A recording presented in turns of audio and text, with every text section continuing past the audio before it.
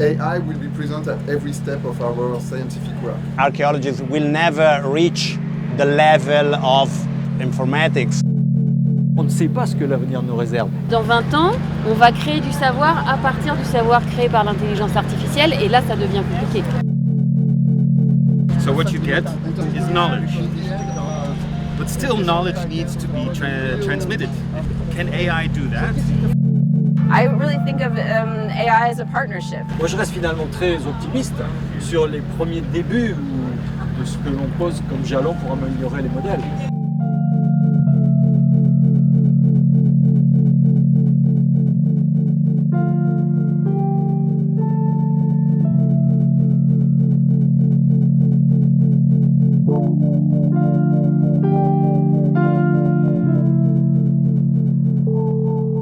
So about the context. The context is the city, of course, noise, people everywhere, so this is life, and this is also in the format.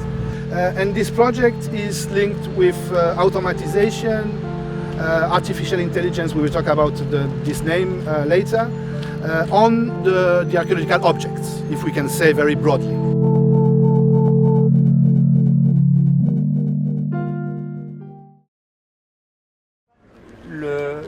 L'IA pour moi c'est un nouvel outil dans la boîte à outils de l'archéologue.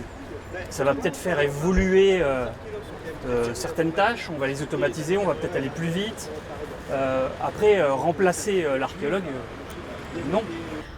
What I really worry about for the most part is the mobilization of these interpretations towards racist or nationalistic perspectives on the past. And I think that that's actually one of the interesting things you might be able to do with AI is that you're able to both use AI to generate these things, but potentially also use AI to identify and critique these same interpretations. And so that would be my interest, is that you would be able to actually use the tools of AI to get rid of the most pernicious aspects of AI that we have identified. Ce qu'il faut, c'est s'approprier ces outils-là. Comme à l'époque où l'informatique est arrivée, il a fallu s'approprier, que ce soit les traitements de texte, des tableurs, ensuite de la DAO, etc. When I was a child, there were the books of Peter Colosimo, for example, talking about Egyptian and aliens and Incas societies and aliens.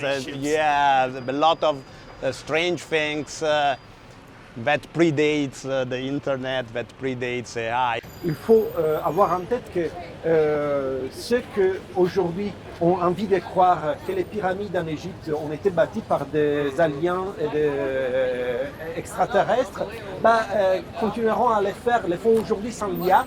Demain, ils seront nourris par la bulle, disons, de leur propre traçage numérique, parce qu'il y a aussi ça. Aujourd'hui, les modèles commerciaux d'IA vont répondre à un besoin commercial. L'IA est un facteur d'accélération en ce moment. Mais là encore, l'informatisation des processus, elle est ancienne et on sait très bien qu'elle porte sur la transformation des métiers. La standardisation, la standardisation. Ouais, mais pas l'automatisation. Oui. La transformation, c'est pas la même chose. Si on cherche à automatiser strictement, on cherche à l'automatisation, c'est la mécanisation, c'est la transformation d'un processus en le rendant complètement, en le faisant de la même manière, mais pour produire exactement le même résultat. Il y a très peu de personnes qui, dans le cadre du travail, admettent l'usage de l'IA.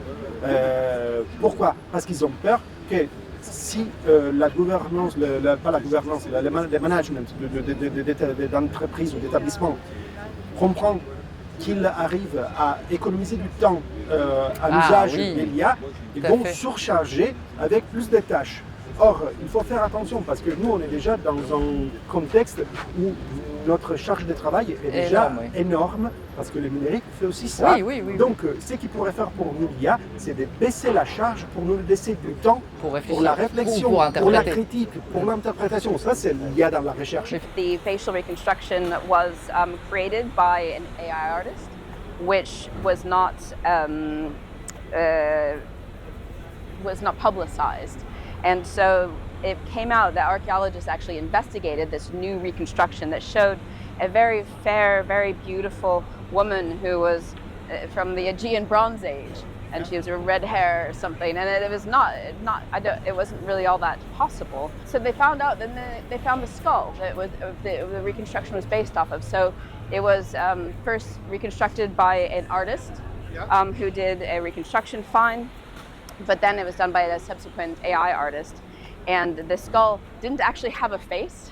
Yeah. It didn't actually have the bones that you need to do this facial reconstruction. And this was actually reported on in all of the UK national news. It was reported on in The Guardian, very on the face of it. And so it took many archaeologists online to say, no, this skull does not have a face. But what is the problem? It's still interesting because it's a matter also of representation.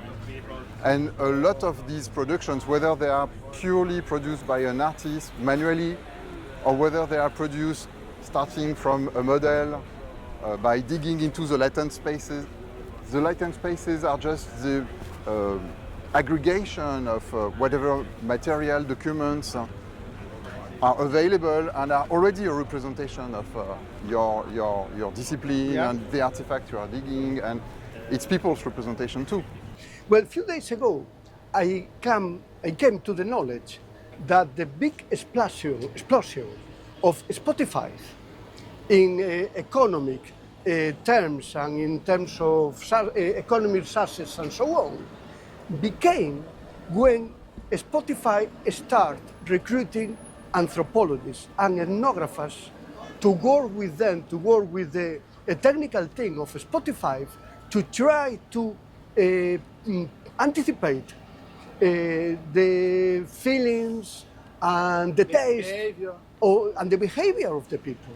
And this apparently was the real matter that created Spotify as a big international worldwide success. Avec les algorithmes, avec ces modèles, on crée des savoirs, ou est-ce que c'est de l'interprétation ou c'est de l'analyse? Voilà, on a quand même vu dans la discussion tout à l'heure que tout le monde n'avait pas exactement la même manière de voir les choses, et que finalement c'était assez subjectif. Alors je ne sais pas si en matière de droit il y a des éléments qui permettent de détecter ça.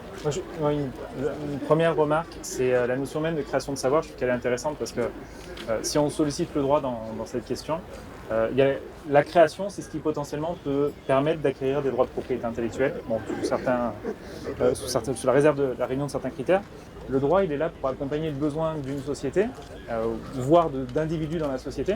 Et peut-être que c'est pas de la propriété qu'on veut, peut-être que c'est autre chose, ou de l'absence de propriété, j'en sais rien. L'IA en tant que tel, c'est pas un objet qui est aujourd'hui protégé par le droit, si ce n'est le logiciel qu'il est, mais l'algorithme ne l'est pas, le modèle en tant que tel, a priori, il ne l'est pas non plus, les données, elles le sont peu. Donc finalement, le sujet, c'est... si on applique juste ce raisonnement juridique, c'est un peu simpliste. On a un outil qui est utilisable beaucoup plus facilement par un plus grand nombre, au point qu'on a un certain nombre d'étudiants qui vont déjà utiliser ces outils alors qu'ils n'ont pas encore eu d'enseignement, qu'ils n'ont peut-être pas le bagage technique pour comprendre, entre guillemets, la boîte noire de ces outils. Et là aussi, dans la formation, ça va être un point essentiel dans les années à venir. C'est-à-dire que c'est aux professeurs, très rapidement, d'appréhender ces outils-là pour pouvoir les enseigner, pour pas que ce soit justement les étudiants qui apprennent par eux-mêmes, qui ont des usages. Certains seront positifs et puis d'autres, on va aller vers des sujets plus problématiques. Donc là, c'est...